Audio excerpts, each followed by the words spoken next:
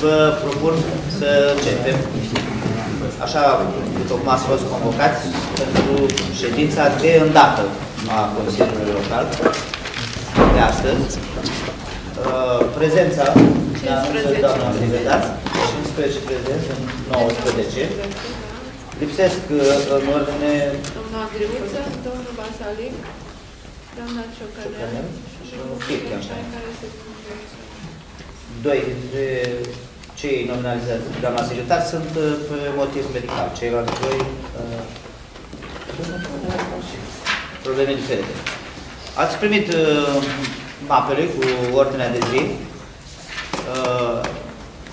În afară de cele 6 puncte pe care le-ați avut în ordinea stabilită inițială, am mai văzut un al 7-lea punct. Îl aveți cu toții. Este vorba de acordarea unui ajutor social. Și vă supun spre aprobare această ordine de zi, care a fost discutată și în comisie, este cunoscută. Cine este pentru? Mulțumesc. Abțineri? Împotrivă? Unanimitate de voturi. Trecem la primul punct al ordinei de zi. Nu îl mai citesc în întregime, el este cunoscut de fiecare dintre noi, pentru că am avut astăzi cu toți ședințe de comisie și cunoaștem subiectele, cunoaștem și toată problematica fiecărui punct. Dacă la primul punct, la primul proiect, sunt observații. Dacă nu, vă supun spre aprobare. Domnule președinte, aș dori să intervin eu puțin. Domnilor consilieri,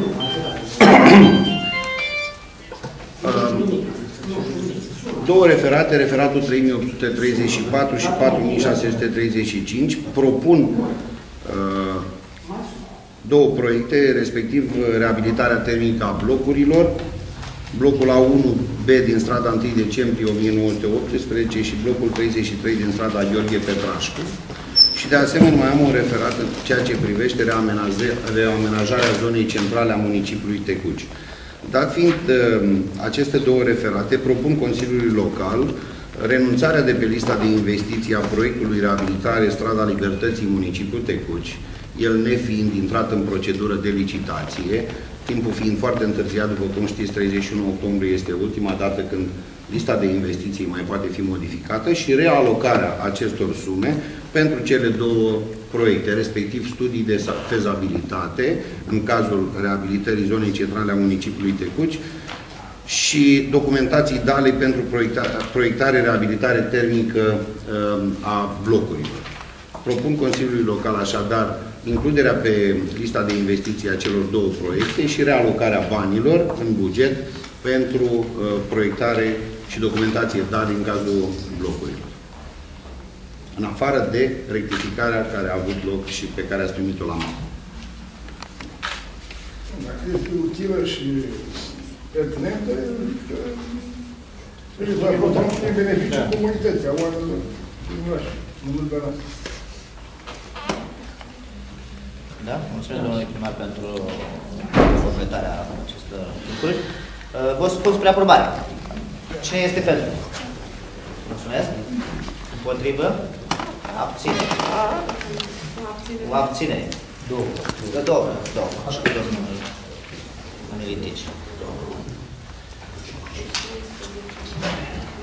Cel de-al doilea proiect de hotărâre privind retragerea dreptului folosință a unui teren atribuit doamnei Fazecaș, subiect care va fi legat cu cel de-al treilea proiect. Dacă sunt observații, comentarii. Nu? Vă supun spre aprobare. Pentru? Împotrivă? Abține. Unanimitate în aceasta. Cel de-al doilea proiect este atribuirea aceluiași teren domnului familiei Crețu, Vasile. Dacă sunt observații, vă supun spre aprobare. Cine este pentru? Mulțumesc. Împotrivă? Abține. Unanimitate și la acest proiect. Cel de-al patrulea proiect legat cu constituirea operatorului Calor Gal, un subiect care ne-este cunoscut. Dacă sunt observații? Nu? Vă supun spre aprobare. Cine este pentru? Mulțumesc. Abțineri? 3. Mulțumesc. Împotrivă. 1 împotrivă și 1 împotrivă. 2 abțineri și 1 împotrivă. 3 abțineri și 1 împotrivă. Deci 11 pentru. Cel de-al 5-lea proiect, privind aprobarea contractului de inovație, a dreptului de obligație și contractul de legare a gestiunii, serviciul public salubrizare. Proiect cunoscut, dezbătut de asemenea în comisii. Dacă sunt observații, probleme pe marginea acestui proiect. Poftiți, domnul. N-am văzut în expunerea de motive, nu m-a convins dar cât este de legală treaba. Așa că am să mă abțin la previsul.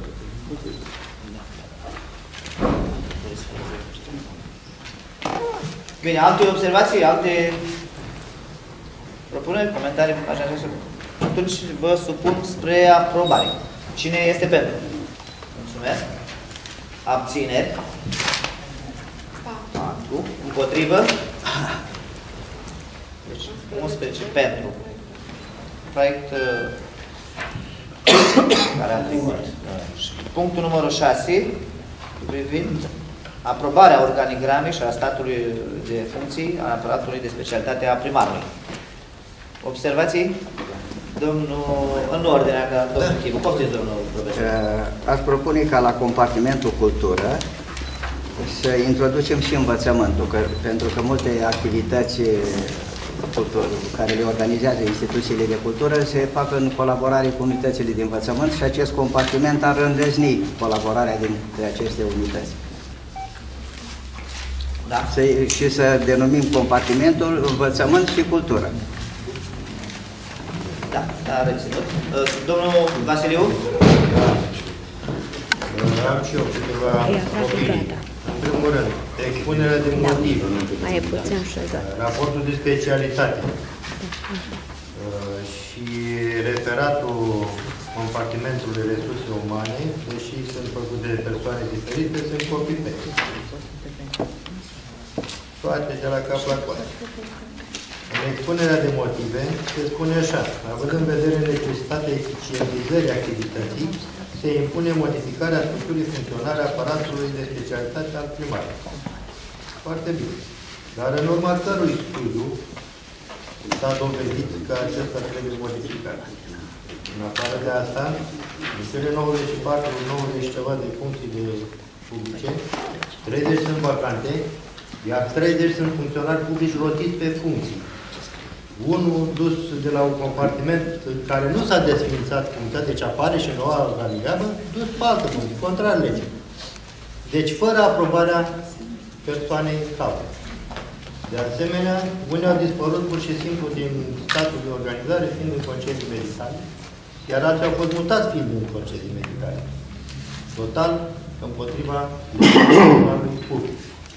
De asemenea, se observă o centralizare a activității și ducerea tuturor factorii decizii numai la o singură persoană, deci la domnul primar. Dispare.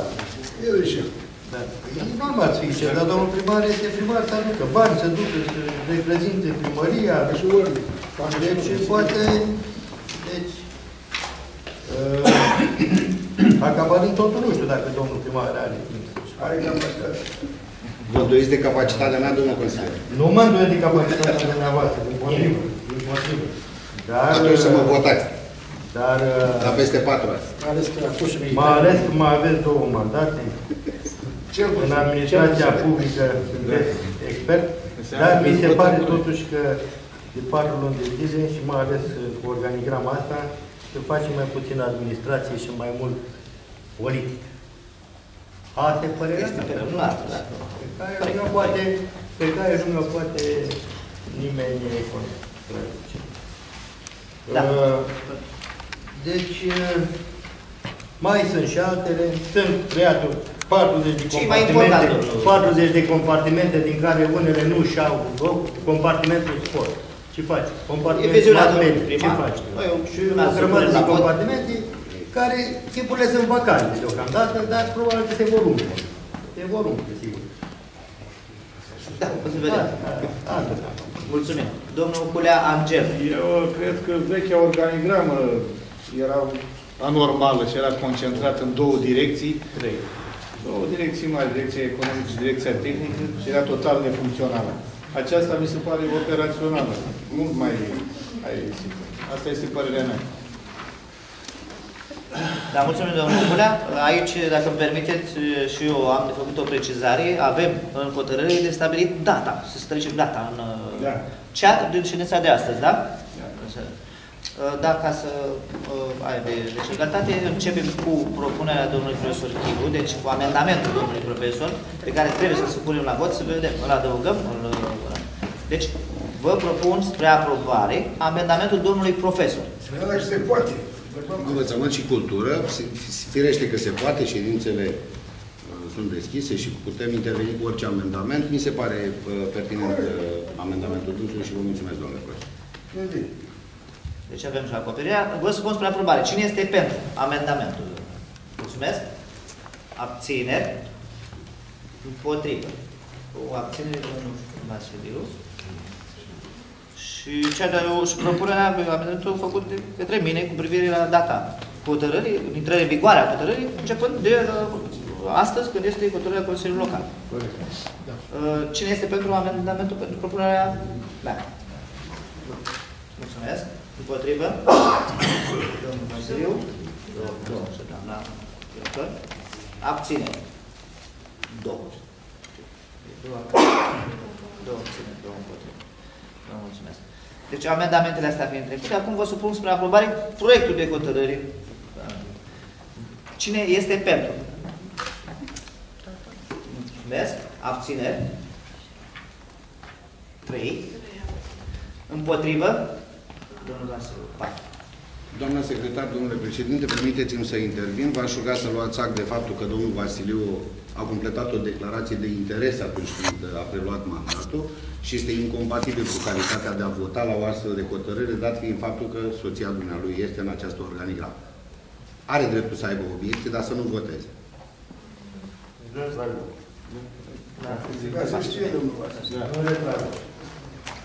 La experiența dumneavoastră, trebuie să știți. Așadar, niciun vot împotrivă. Nu vă scriu. Deci, în legătură... Domnul Bulea, domnul Bulea, vă rog. Domnul Bulea, Bitică.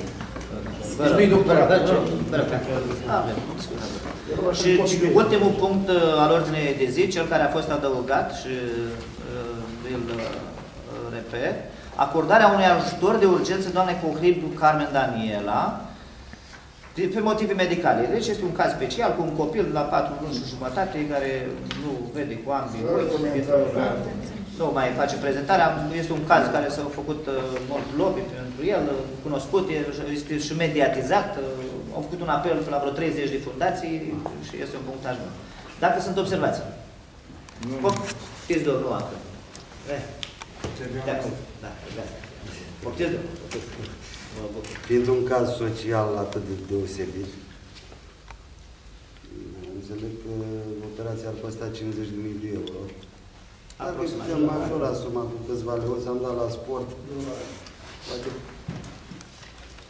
ajutăm un om în dificultate. Cei care au trecut prin situații nefericite știu ce înseamnă și atunci poate ar conta.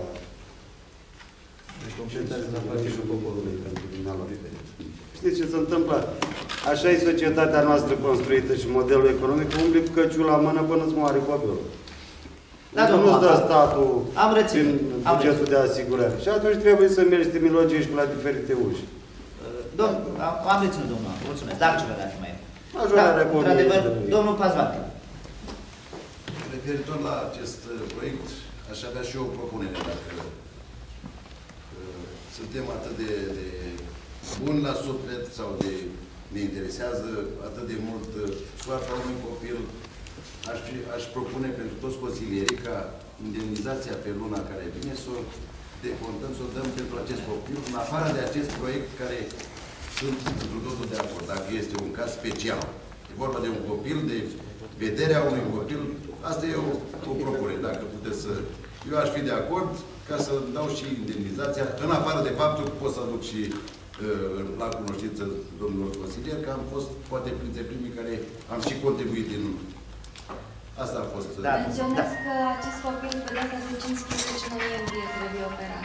E deja stabilită data. Și aduce de acasă și pe urmă, aia e chestia. Se consideră că e dată indemnizația. Care e problema? Mare socoteală. Domnul Hazafi, deci proiectul nostru de hotărâre precizează foarte clar care este suma, care sunt posibilități după bugetul. Și dacă venim de acord cu propunerea noastră, eu ca persoană, ca individ, dar ea nu intră în proiectul de hotărâre. Dar dumneavoastră sunteți de acord, domnul președinte? Onorabil ce faceți dumneavoastră, sunt de acord, mă alături inițiativei noastre, dar ca persoană și ca individ. De altfel și cu program, ca răspunsul cam asemănător. Astea sunt posibilități de buget. Asta înseamnă vibrații, solidaritate, domnul președinte. O vom face. Să vadă, uite, Consiliul Local a intervenit pentru un copil care nu are vedere, i-a dispărut vederea și a dat indemnizația, care mare treabă, mare socoteală. Că nu prea e transpirație prea mult, așa, ca să zici că, vai, că, în urmă, dar ne-am și noi sentimentul că am ajutat pe cineva. Proiectul de hotărâre, vă alte obiecții, nu, dacă mai sunt. Dacă nu, vă supun spre aprobare. Cine este pentru? Păi ce aprobăm acum, domnule președinte? Proiectul. Și cu asta la altă mea. Alt proiect. Păi aici e coscărie. Deci sunteți scârciți. De acord și eu cu atât, dar... Astea sunt posibilitățile. Încă o dată vă repet, haideți ca să spun piculeț de mai mult ordine, da? Uite, deja n-am înțeles cât să... Cine este pentru? Reiau. Mulțumesc. Împotrivă. Și abțineri. De asemenea, nu se abține nimeni. Ordinea noastră de zi fiind epuizată, vă mulțumim pentru participare și vă așteptăm cu drag la următoarea ședință.